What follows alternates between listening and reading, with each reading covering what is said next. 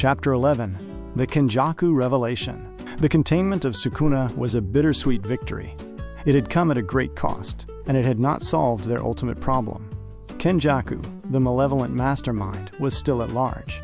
The sorcerers were in a precarious position. They had removed the endgame threat, but the world-ending fusion of humanity with a cursed spirit was still a ticking time bomb. The silence from Kenjaku was unnerving.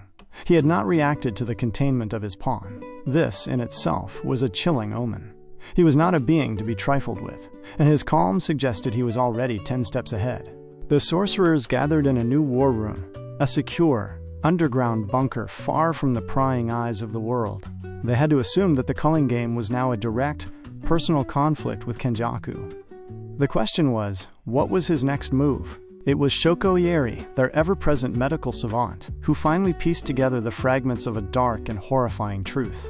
She had been meticulously studying Yuji's genetic and spiritual makeup, using her reverse curse technique not just to heal, but to peer into the very essence of his being. She had seen the strange echoes of his lineage, the residue of the many souls that had been a part of him. Her work had been a morbid archaeological dig into his past. "It's not just a vessel," she announced, her voice trembling with a mixture of fear and awe. She projected a series of arcane diagrams and spiritual readings onto the wall. "Yuji, he's more than just a host. Kenjaku didn't just create a boy to contain Sukuna.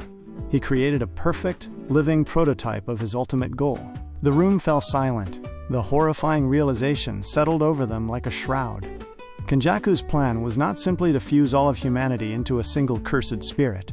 He was planning to create a new species of being, a singular, all-powerful existence, a being of pure, raw, cursed energy. And Yuji, the boy they had all fought so hard to save, was the blueprint. "The soul-swapping technique," Higuruma whispered, his voice full of a dawning terror. "That's it. That's the key. Kenjaku gave him that ability not for us, but for him. He wanted Yuji to be able to manipulate souls, to be the final catalyst for his grand design." The truth was a bitter pill to swallow. Their victory over Sukuna was a part of Kenjaku's plan all along. He had used them as pawns, using their desperate fight to get a human who could manipulate souls to his final form.